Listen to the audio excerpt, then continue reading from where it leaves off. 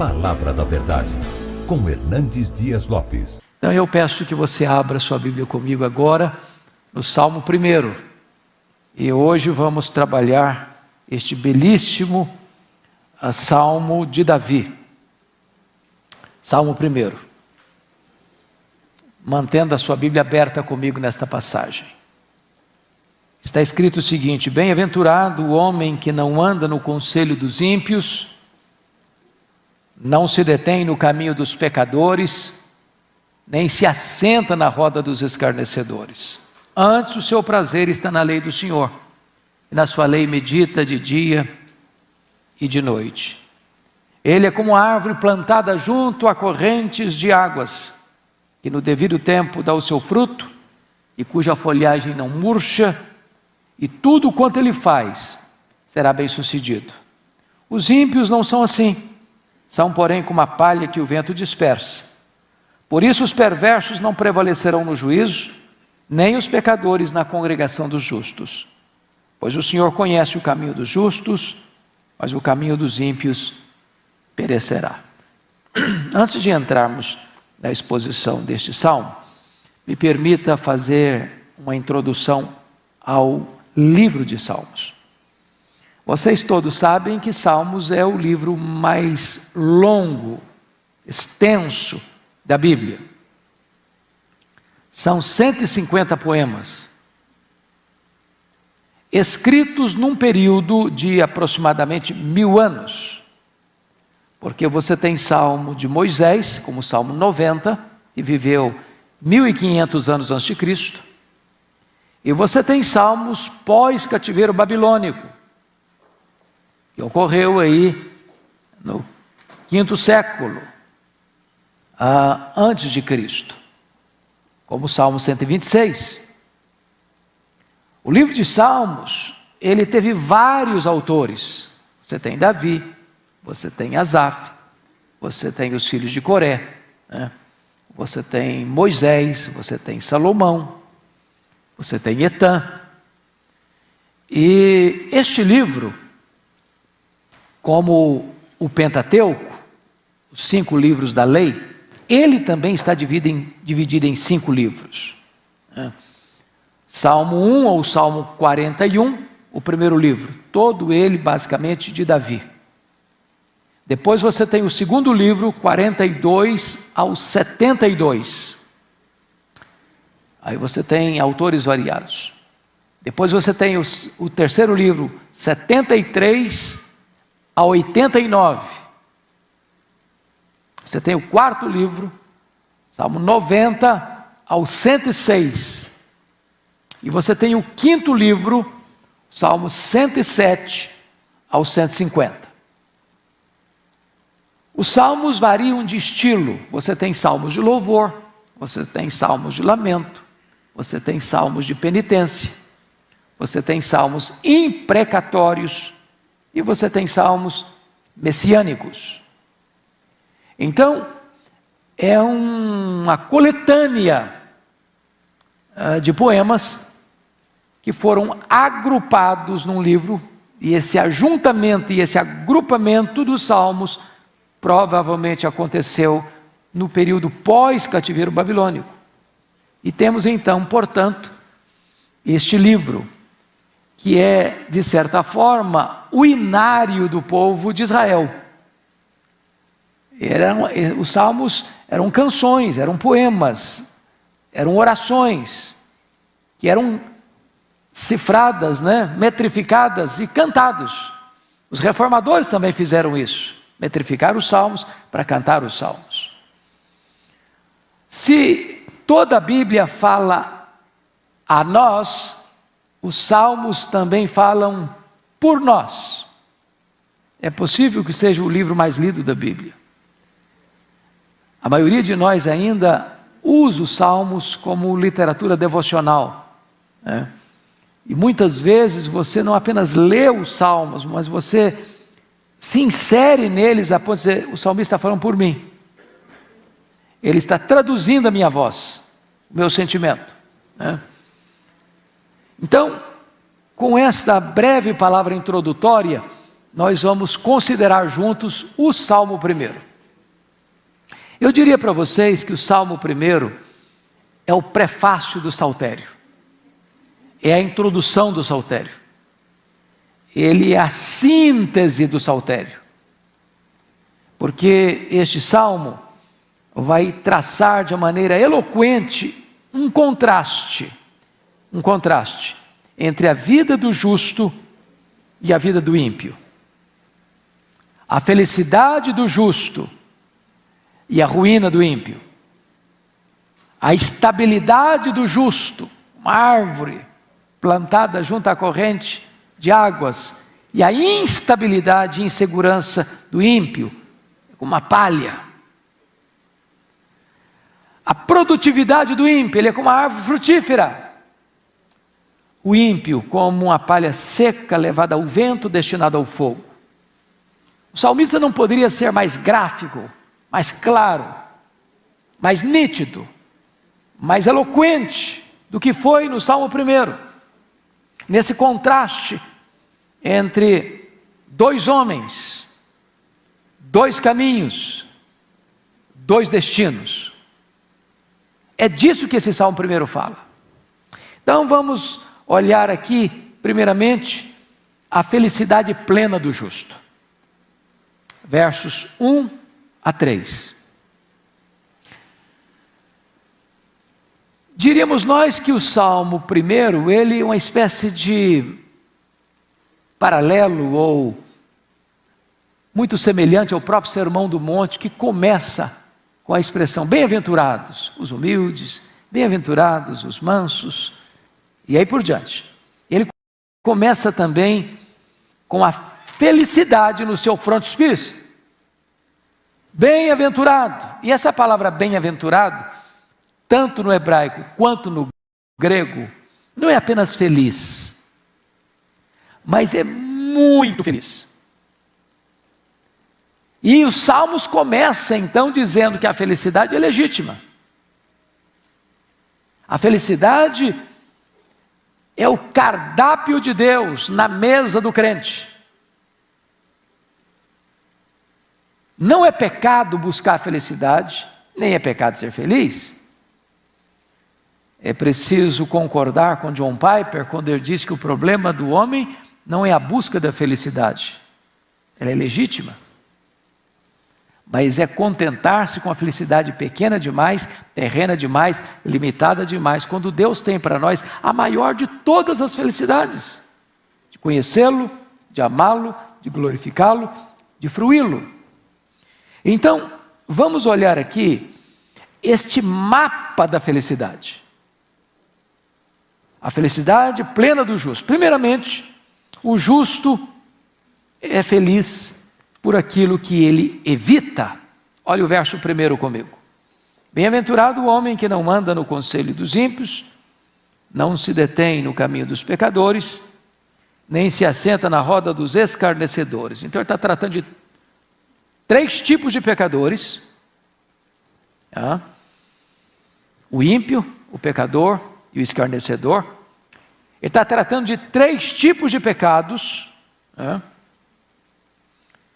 E ele está tratando também de 3 tipos de lugares de pecados. Então, com isso em mente, vamos dar uma olhadinha nesse texto aqui. Veja você que o texto está todo em ordem progressiva, ou ascendente ou descendente. Por exemplo, vamos pegar os verbos. No verso 1, andar, deter, se assentar. Percebeu o grau decrescente? Andar é movimento, deter é parar, assentar é se acomodar. Agora vamos ver um outro grau aí de movimento dos pecadores. Ele começa ímpios, depois pecadores, depois escarnecedores. É outro grau. Depois você tem um terceiro grau, que é a forma do pecado. Começa com conselho, depois vem para caminho, depois vem para roda.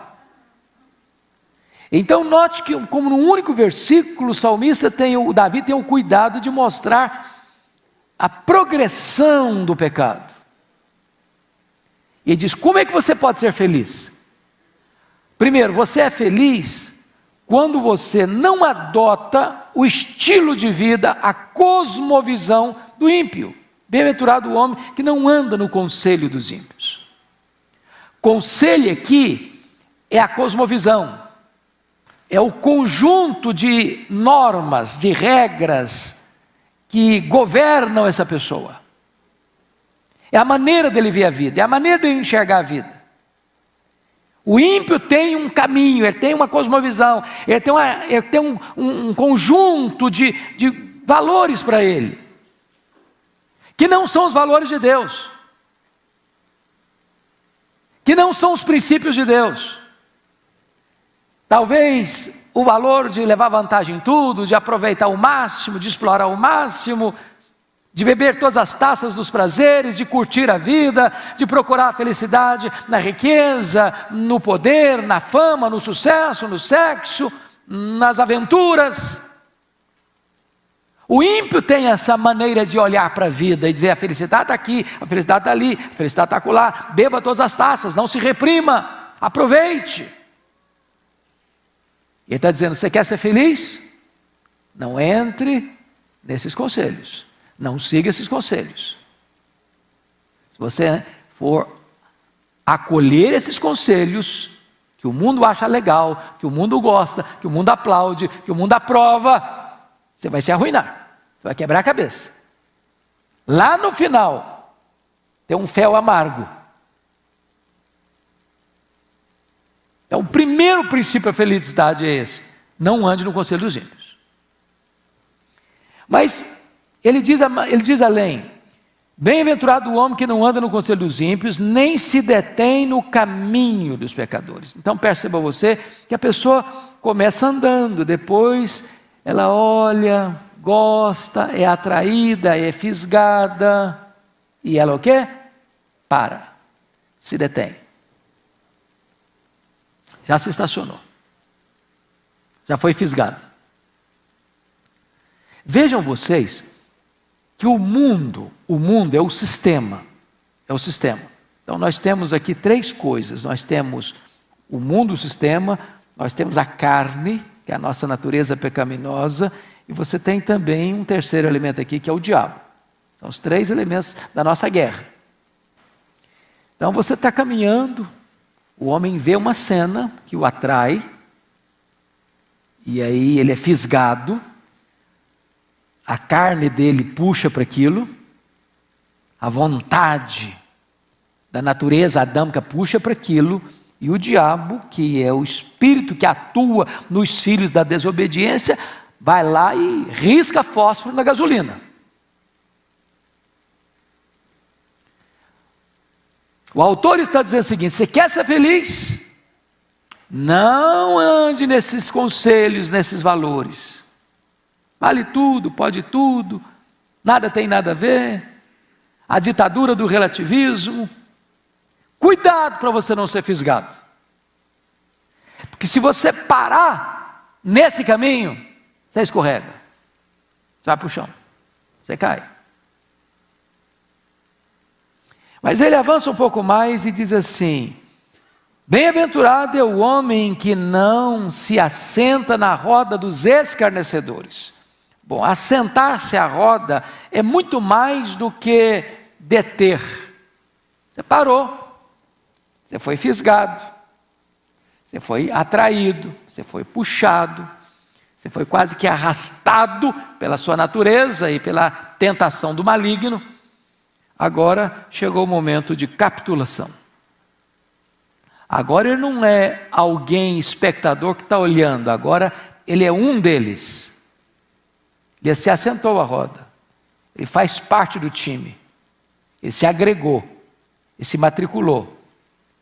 Ele agora é um dos. E note que conselho do ímpio, vamos pegar agora as palavras, ímpio não tem nada a ver com uma pessoa imoral, depravada. O ímpio pode ser uma pessoa espetacular, gente boa, gente admirável, gente aplaudida. A palavra ímpio traz a ideia daquele que não leva Deus em conta. O cara é um ateu, mas é um grande cientista. Ele é um ateu, mas ele é um grande advogado, um grande médico, um grande engenheiro, um grande professor. Ele não leva os valores de Deus em conta, mas ele é aplaudido pela sociedade. Ele tem uma cosmovisão, ele tem um entendimento da vida, a lente dele enxerga a vida por outro ângulo.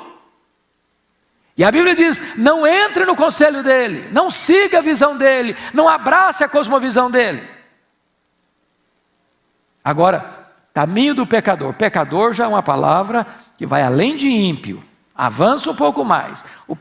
A palavra pecado é aquele que erra o alvo, é aquele que desobedece, é aquele que conscientemente e deliberadamente opta, escolhe o caminho largo, o caminho das facilidades, o caminho onde é proibido proibir, onde vale tudo, você decide, você não deve se reprimir, você não deve negar a você nenhum prazer que o seu coração sedento de prazer deseja. Mas agora chegou o final da linha. Não se assenta na roda dos escarnecedores. Agora não é só não considerar Deus, não é só pecar deliberadamente, não. Agora é ver Deus e zombar dele, e fazer piada, e fazer motejo, e escarnecer. É aquela pessoa que perdeu por completo a referência de vergonha, de sentir-se constrangido em falar as coisas mais horríveis, em praticar à luz do sol as coisas mais vergonhosas. Ela perdeu por completo o pudor, a vergonha, está escarnecendo. Agora preste atenção, nunca ninguém começa a caminhada da vida já escarnecendo. Não, primeiro você anda no conselho, depois você se detém no caminho dos pecadores, só então você se assenta à roda dos escarnecedores. Você quer ser feliz? Fuja disso. Você é feliz por aquilo que você evita. Tem caminho que você não pode andar, tem lugar que você não pode frequentar, tem conselho que você não pode ouvir, tem roda que você dela não pode fazer parte. Se você quer ser feliz, se você é justo. Essa é a primeira orientação do salmista. Mas em segundo lugar, veja com você comigo que você pode ser feliz não só por aquilo que você evita, esse é o lado negativo. Mas agora vamos ao lado positivo. Você é feliz por aquilo que você faz. Olha o verso 2 comigo. Antes o seu prazer está na lei do Senhor, e na sua lei medita de dia e de noite.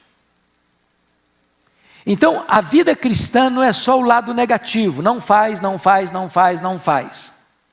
Ser cristão não é só ter um não na testa. Agora tem um lado positivo. Agora é o que você faz. Você não tem prazer no conselho dos ímpios, você não tem prazer no caminho dos pecadores, você não tem prazer na roda dos escarnecedores. Antes, o seu prazer está na lei do Senhor. E lei do Senhor aqui não é só a Torá, não é só o Pentateuco. Lei do Senhor é uma expressão que o Salmo 119 usa 8 expressões diferentes para mostrar toda a palavra de Deus. Seu prazer está na lei do Senhor. Seu prazer está na palavra de Deus. E o que você faz com essa palavra? Você medita nela de dia e de noite. E meditar de dia e de noite, gente, não é que você não vai trabalhar mais. Não é que você está lá na sua empresa, você é empregado, e está lá e você está enrolado no seu serviço, com uma boa justificativa. Bom, gente, eu estou enrolando meu serviço aqui porque eu estou obedecendo uma ordem de Deus. Tem que meditar de dia e de noite. Não é isso não. Faz favor de trabalhar direitinho, de não roubar o tempo do seu patrão, de não tomar o tempo da sua empresa.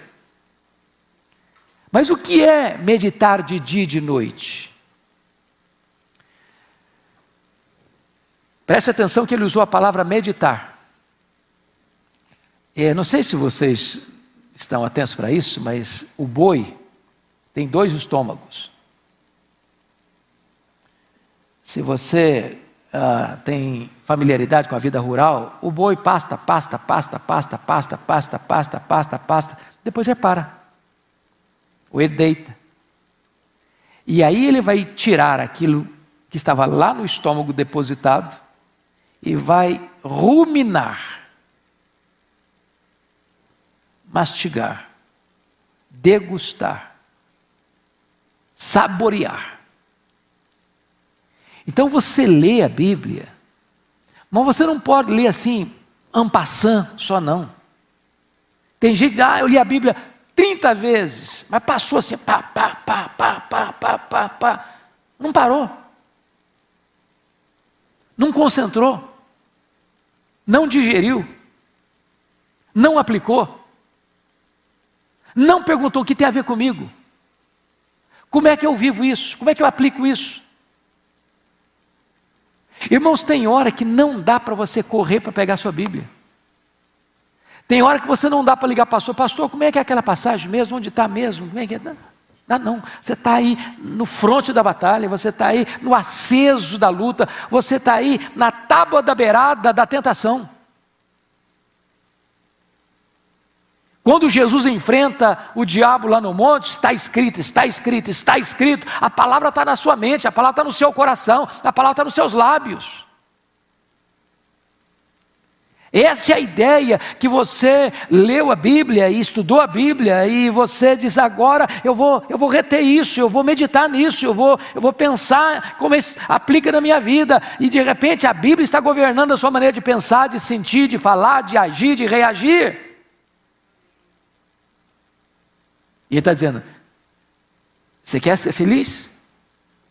Então fuja daquilo lá, comece aqui, tenha seu prazer na lei do Senhor. Irmãos, uma palavra muito preciosa aí, ter o prazer.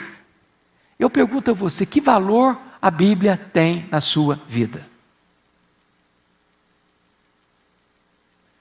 Olha, gente, eu não sei quanto a vocês, mas eu acho que se tirasse a Bíblia de mim, tiraria minha vida, meu fôlego, meu oxigênio. O salmista não foi retórico quando disse o seguinte: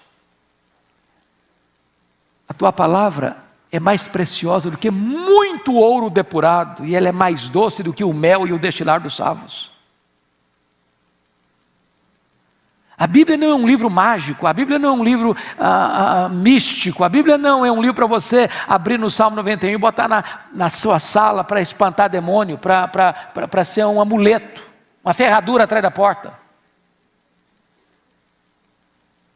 A Bíblia é um livro para você ler, para você entender, para você meditar, para você degustar, para você aplicar, para formatar a sua cosmovisão, para você pensar biblicamente, para você falar biblicamente, para você agir biblicamente, para você reagir biblicamente. Se você fizer isso, você vai ser feliz.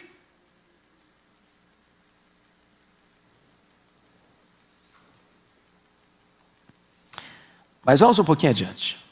Como é que você vai ser feliz? Primeiro, você é feliz por aquilo que você evita. Segundo, você é feliz por aquilo que você faz.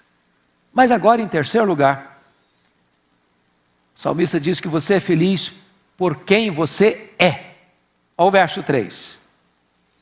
Ele é como a árvore plantada junto à corrente de águas, que no devido tempo dá o seu fruto, e cuja folhagem não murcha, e tudo quanto ele faz será bem sucedido. Olha a riqueza de detalhes desse versículo. Primeiro, você é como árvore. Uma árvore traz beleza. Uma árvore traz fruto. Uma árvore dá sombra. Uma árvore melhora o ar. Por isso que nós precisamos plantar árvores. Não pode ser um deserto. Mas note você que essa árvore não é nativa, ela foi plantada. Não é nativa, foi plantada, alguém plantou. E quem plantou essa árvore foi Deus. Você é uma árvore plantada por Deus. Mas quando Deus foi plantar você, Deus escolheu um local muito estratégico para plantar você. Você é uma árvore plantada junto à corrente de águas. Deus não plantou você num deserto, Deus não plantou você em terra seca, Deus não plantou você em lugar inóspito.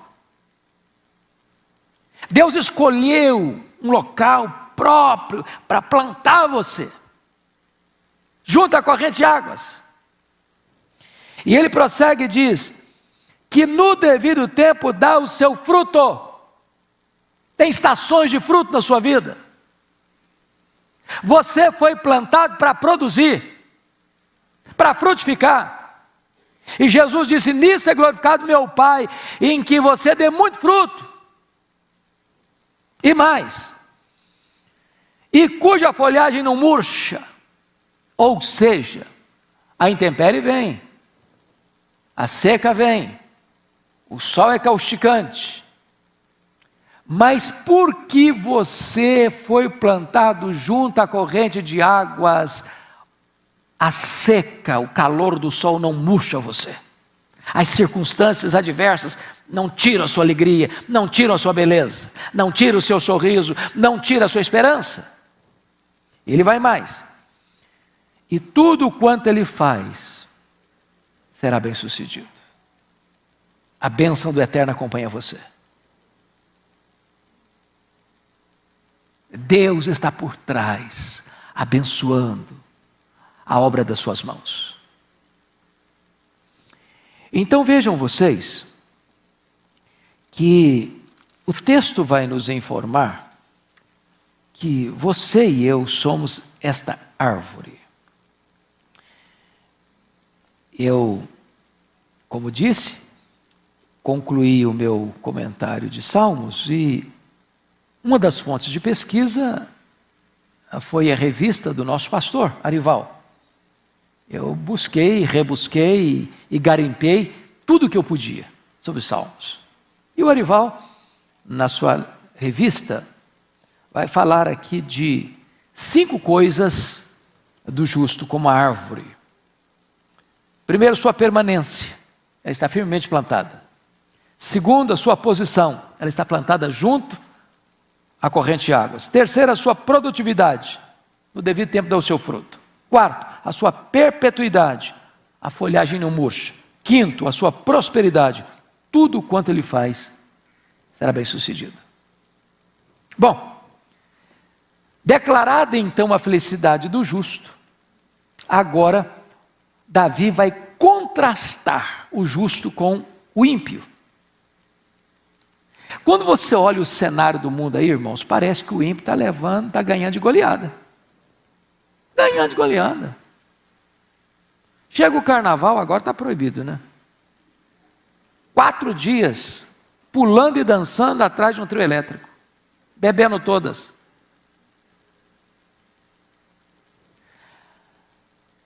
Você vem domingo de manhãzinha para a igreja, e eu passo na frente de uma boate, quando eu estou entrando na Bandeirantes, a moçada está saindo. 7 horas da manhã, é bem verdade, com a cara amarrotada. Alguns vomitando na calçada. Mas na cabeça deles, curtiram a noite. Beberam todas. Você entra no Morumbi, no Pacaembu, no Palestra Itália, a multidão está lá. Não estou falando que crente não possa estar lá, não. Mas a maioria que está lá, o prazer dele está no time dele. Ele está feliz ou está triste, ganhou, está alegre, perdeu também a alegria.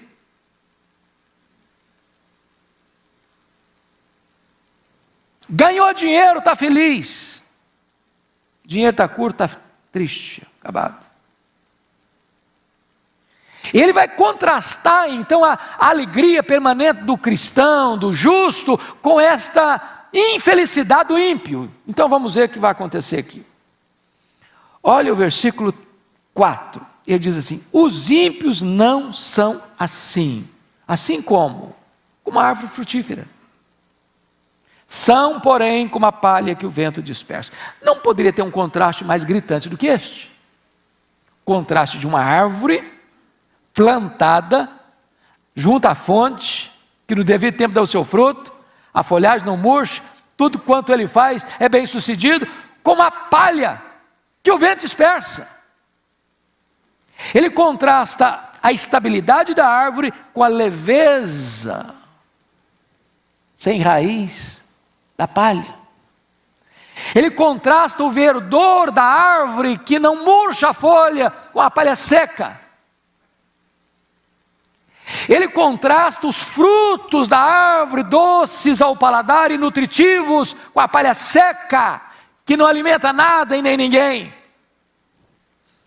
Ele contrasta o bem-sucedido do justo com a palha que está voando para o fogo e destruição. O mundo aí fora pensa que nós somos quadrados. Pensa que nós estamos por fora. Que a vida está pulsando do lado de lá. O mundo pensa como o pródigo que chegou para o pai e disse: pai, o negócio é o seguinte, essa casa está chata demais, esse negócio de ficar aqui não está com nada, a vida está pulsando do outro lado, e é para lá que eu quero ir, e tem uma coisa, e eu quero a minha herança, e eu sei que eu só posso ter direito para o senhor morrer, mas no meu coração o senhor já morreu, então o senhor me dá logo, porque eu quero é curtir a vida. E essa curtição acontece, e as taças do pecado são doces ao paladar, mas amargas no estômago. Daqui a pouquinho a pessoa experimenta drogas, daqui a pouquinho ela pula de cama em cama, daqui a pouquinho ela faz as mais loucas aventuras, daqui a pouquinho ela curte todas, ela experimenta todas, ela vive tudo e experimenta tudo e corre atrás de tudo, e quando espreme, só vaidade, bolha de sabão, seco como uma palha, sem qualquer conteúdo, sem qualquer consistência, sem qualquer significado que possa preencher o coração. Palha destinada para o fogo.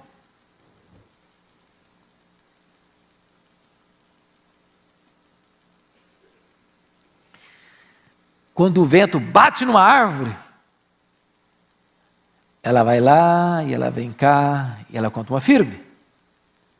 Mas quando o vento bate numa palha, ela é dispersada. A ideia aqui, irmãos, do verso 4, é a ideia bem da agricultura. Eu não sei se você já viu essa experiência. Você vai pegar, por exemplo, o café, né?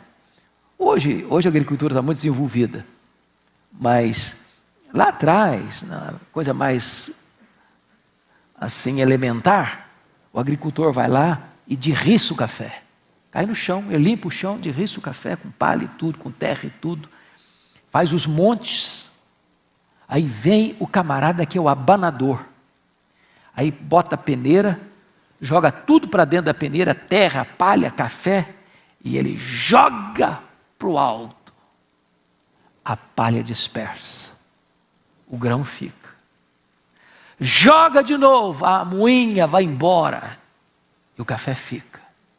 No final, você olha na peneira, só tem grão, só tem fruto, a palha foi embora, foi dispersa.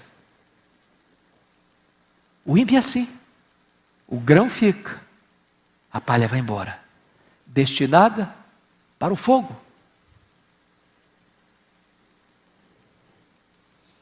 Mas prossiga a leitura comigo, por gentileza, no verso de número 5,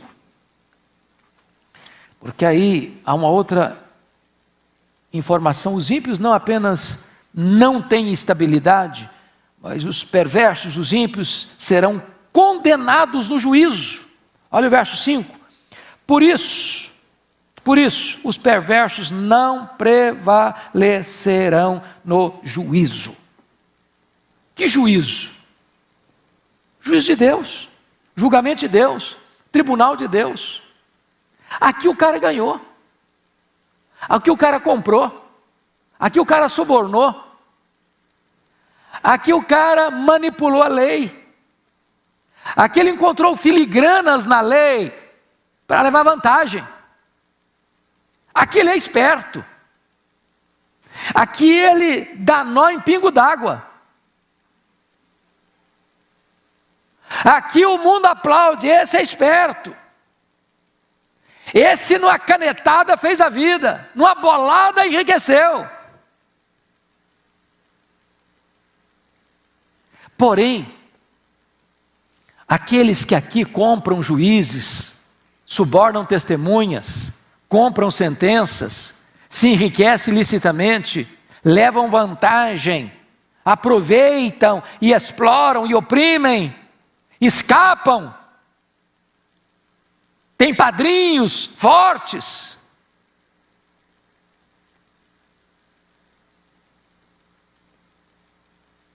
São tidos como os tais nos egrégios tribunais e escapam. Apesar de seus crimes, terão que encarar o justo tribunal de Deus. E lá não vai ter suborno, e lá não vai ter jeitinho, e lá não se compra testemunha, e lá o juiz não se vende, e lá o critério é a verdade e a justiça, e lá o ímpio vai estar encrencado. Ele não prevalecerá. Não prevalecerá. Não prevalecer, sabe o que significa? Lá ele vai ser o quê? Condenado. O fim do ímpio é condenação. Quando o Senhor, reto juiz, vai dizer: apartai-vos de mim, malditos, vós os que praticais a iniquidade, eu nunca vos conheci. Esse é o destino do ímpio. Terceiro lugar, os pecadores não apenas não têm estabilidade, não apenas serão condenados no juízo, mas em terceiro lugar, os pecadores serão banidos da congregação dos justos. Olha o versículo 5b, nem os pecadores na congregação dos justos. Os perversos não prevalecerão no juízo, nem os pecadores na congregação dos justos. O que ele está dizendo? O que ele está dizendo é o seguinte: agora, aqui, debaixo do sol, justos e ímpios estão misturados.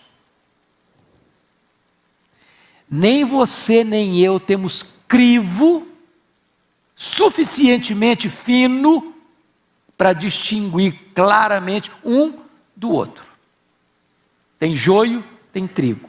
Tem bode, tem ovelha. Tem ovelha, tem lobo. Aqui estão misturados. Aqui tem lobo que veste pele de ovelha e se disfarça. Aqui tem falso mestre, tem falso profeta, tem falso apóstolo, tem falso crente. Se disfarça. Aqui Judas é apóstolo. Aqui Ananias e Safira são beneméritos. Mas naquele grande dia, diz a Escritura, que os pecadores serão banidos da congregação dos justos. Aqui a terra não vai ser purgada do joio, mas no dia do juízo, joio é joio, trigo é trigo.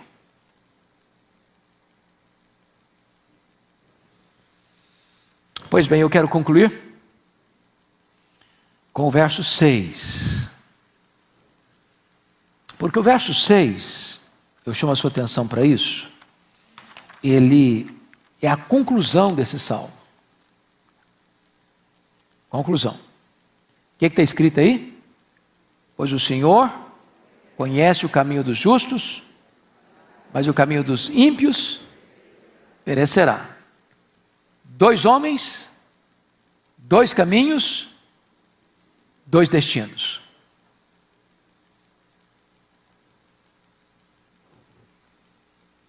Um é conduzido à bem-aventurança, o outro é conduzido à morte. Então, o versículo 6, ele sumaria o contraste dos 5 primeiros versículos. Quando a Bíblia diz que o Senhor conhece o caminho dos justos, a palavra conhecer, tanto no hebraico quanto no grego, vai muito além de ser informado acerca de. Não é conhecimento teórico apenas. Este é um conhecimento experimental. Deus tem um íntimo relacionamento e conhecimento e experiência com o caminho do justo. O caminho do justo é uma estrada estreita, claro, mas conduz à glória.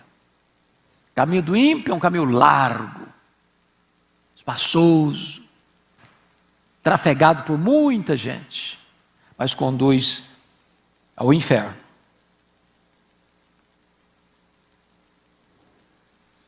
Os versos 1 a 3 são sintetizados na expressão, pois o Senhor conhece o caminho dos justos.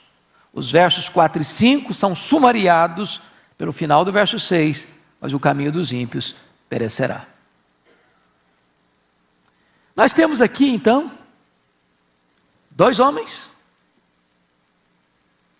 2 caminhos, 2 destinos. Na abertura dos Salmos, no prefácio dos Salmos, na introdução dos Salmos, Davi já está dizendo o seguinte: olha, você só tem 2 opções. Qual que você vai escolher? É como se Davi, na linguagem de Deuteronômio, dissesse assim: estou colocando diante de vocês 2 escolhas, a vida e a morte. Escolhe a vida para que você viva. É com essa perspectiva que eu convido você a participar conosco daqui para frente desta linda jornada, desta linda aventura de estudar o livro de Salmos. Deus abençoe sua vida, Deus abençoe seu coração, e é muito gostoso ver essa sala repleta nessa jornada belíssima de estudar a palavra de Deus. Vamos ficar em pé e vamos orar.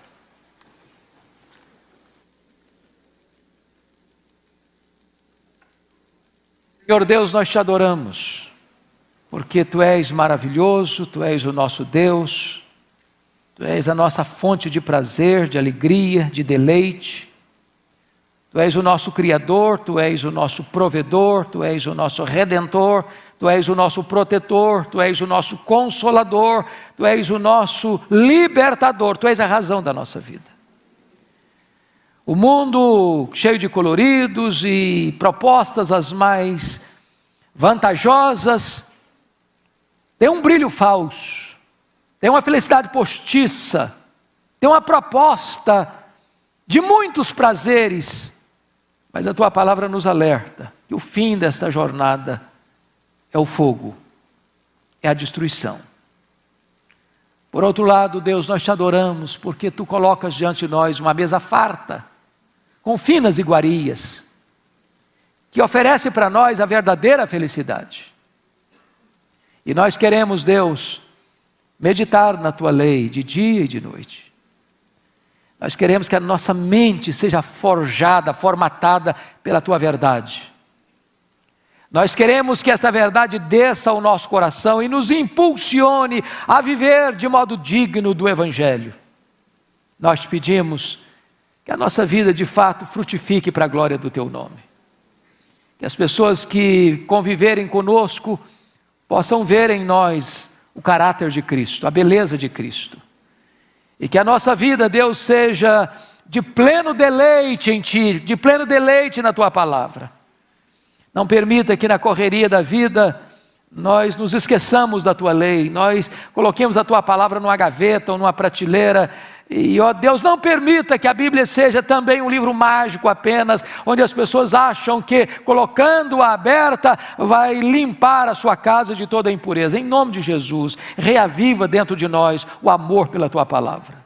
o gosto de ler a Tua palavra, o prazer de meditar na Tua palavra, o prazer de colocar em prática a Tua palavra.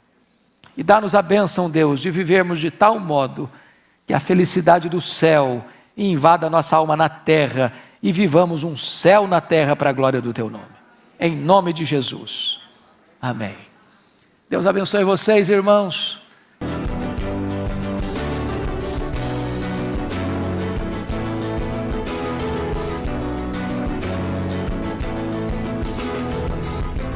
Palavra da Verdade, com Hernandes Dias Lopes.